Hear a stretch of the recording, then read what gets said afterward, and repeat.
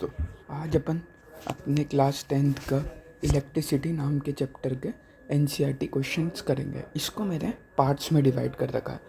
तो ये दो पार्ट में डिवाइडेड है। पार्ट 1 में 3 क्वेश्चन है और पार्ट 2 में फिर 3 क्वेश्चन है ना। तो सबसे पहले हम पहला क्वेश्चन जो कि एनसीईआरटी में गिवन है वो करेंगे।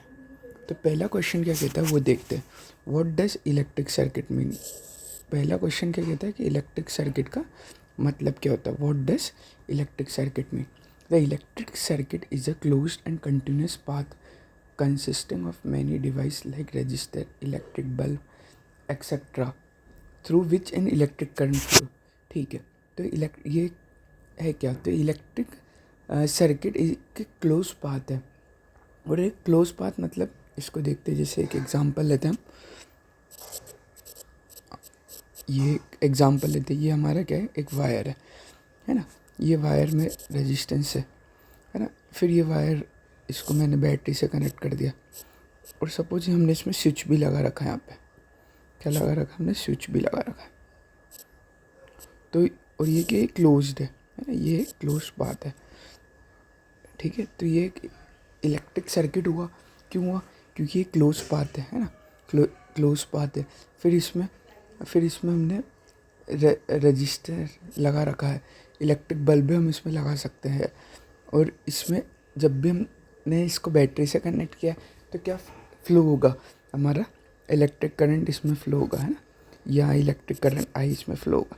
तो ये क्या है, इलेक्ट्रिक सर्किट है। क्लियर। या आप ये डायग्राम भी बना सकते हो। और ये डेफिनेशन तो आपको लिखना बहुत ज़रूरी है कि electric circuit is a close and continuous path consist of many device like register, electric bulb through which electric current flows. ये फर्स्ट क्वेश्चन हमें क्लियर हो गया। तो अगर हम सेकंड क्वेश्चन की बात करें,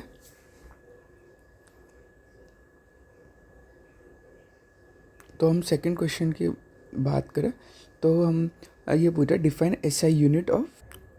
तो ये इसका आंसर क्या होगा। बेसिकली एसआई यूनिट क्या होती है, एसआई यूनिट ऑफ करंट क्या होगी। इसमें करंट की एसआई यूनिट पूछी है। तो हमें पता है करंट की एसआई यूनिट होती है एम्पियर, है ना। तो आपको इसमें क्या लिखना है, जो अगर ये बोर्ड में जो क्वेश्चन है तो आपको क्या लिखना है, SI unit of current is ampere. Current flowing through a conductor is said to be 1 ampere 1 coulomb of charge flow through it in 1 second. तो अगर हम आंसर 2 की बात करें, आंसर 2 में हमें लिखना है एसआई यूनिट क्या होती है, हमारी एम्पियर होती है। इसको हम और इजीली लिख सकते हैं, जैसे कि हमें पता है आई इजिकल्स टू क्या होता है, क्यू अपॉन टी।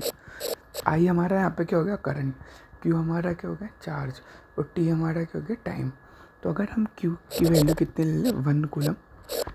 जो चार्ज होता है उसकी एसआई यूनिट होती है कूलम। तो हमने अभी क्यू की वैल्यू क्या ले रखी है, 1 कूलम। टी यानी कि इसकी वैल्यू यानी कि टाइम। तो टाइम की वैल्यू यहाँ पे क्या होगी, 1 सेकेंड, है ना। तो इसको अगर मैं पुट करता हूँ 1 कूलम अपॉन 1 सेकेंड, इसका मतलब क्या है, कूलम अपॉन सेकेंड को मैं लिख सकता हूँ एम्पियर, है ना। तो यहाँ पे मैं लिख सकता हूँ, इसको और इलोबरेट कर सकता हूँ। Current flowing through a conductor is said to be 1 ampere 1 coulomb of charge flow through 1 second. यानी कि 1 कूलम ऑफ चार्ज 1 सेकेंड तक फ्लो है। तो उसको क्या बोलूँगा मैं, 1 एम्पियर। ठीक है, 1 एम्पियर। तो ये भी हम लिख सकते हैं ना। तो हमारे 2 क्वेश्चन कंप्लीट हो गए, क्वेश्चन 1 और क्वेश्चन 2। अब हम नेक्स्ट क्वेश्चन की तरफ चले। Calculate the number of electron consist 1 coulomb of charge. यानी कि एक कूलम ऑफ चार्ज में कितने नंबर ऑफ इलेक्ट्रॉन, यानी कि हमें n निकालना है। तो जैसे कि हमें पता है आंसर 3 में क्या बोल रहा है ना, calculate the number of electron consist of 1 coulomb of charge. यानी कि क्यू हमें दे दिया यहाँ पे 1 कूलम। और यहाँ हम जैसा कि जानते हैं फॉर्मूला पता है, क्यू इजिकल्स टू क्या होता है, एन ई, है ना। क्यू क्या है यहाँ पे, चार्ज।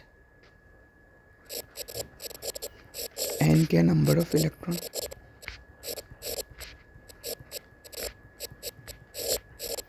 ई क्या है, इलेक्ट्रॉन का चार्ज, है ना। ई हमारा क्या हो गया, इलेक्ट्रॉन का चार्ज। तो अगर हम यहाँ पे क्यू की वैल्यू क्या दे रखी है, 1 कूलम। एन हमें फाइंड आउट करना है। और ये हमें याद रहता है, मतलब ये क्वेश्चन में गिवन नहीं होता। ई एक फिक्स होता है इलेक्ट्रॉन का चार्ज, तो ये होता है 1.6 इंटू 10⁻⁻90। ठीक है, ये देखो ई की वैल्यू क्या है 1.6 इंटू 10⁻⁻90 कूलम है ना, तो हम इजीली फाइंड आउट कर सकते हैं।